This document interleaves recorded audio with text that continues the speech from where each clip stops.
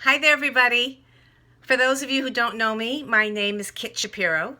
I am the daughter of EarthaKitt, and I know that everyone is meeting today to vote on Bill H3036 and to declare, hopefully declare, January 17th, EarthaKitt Day in the state of South Carolina, my mother's home state.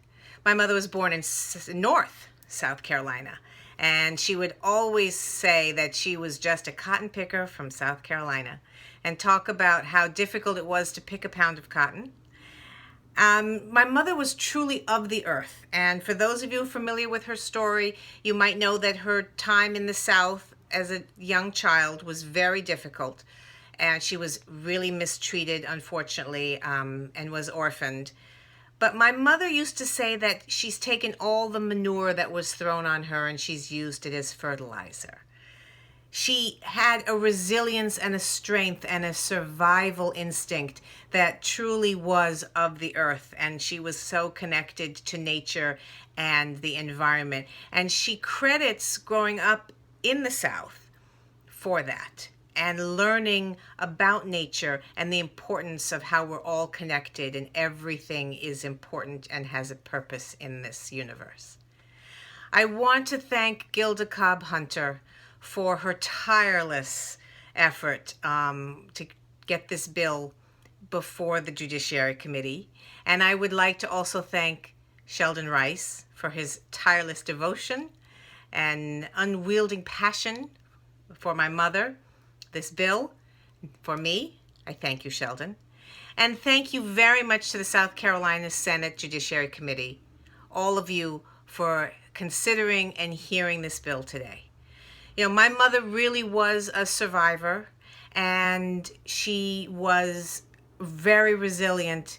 And as a woman raised by a very strong woman, I think it's wonderful to show our daughters, as well as our sons, the incredible women that have come before us.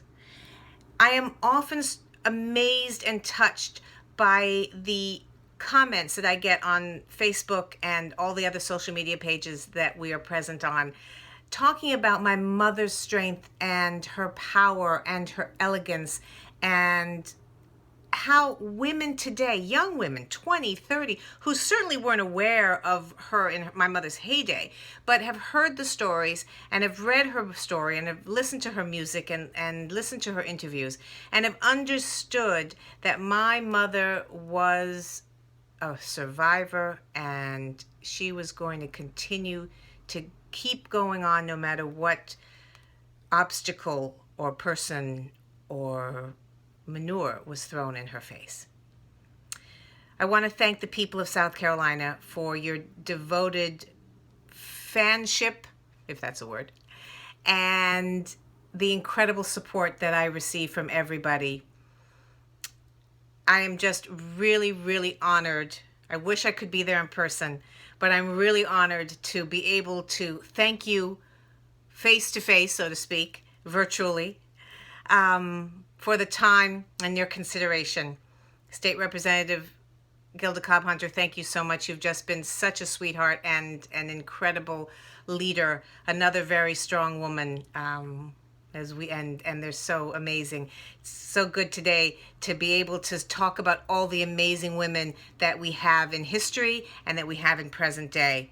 And this is not to take away from what the men have done. So all you men out there, I apologize, but I'm talking about the women now. And as an only child of a single parent, a woman who allowed me to be who I was and who gave me amazing amount of unconditional love. The greatest gift my mother ever gave me was knowing how much she loved me, and how much more could you ask for or could you want. So I thank you again. I would hopefully be able to come down there and meet you all face to face and thank you personally and shake your hands. But for now, I virtually say thank you and wishing you all many, many happy days and blessings. Thank you all very much, to the people of South Carolina and to everybody else.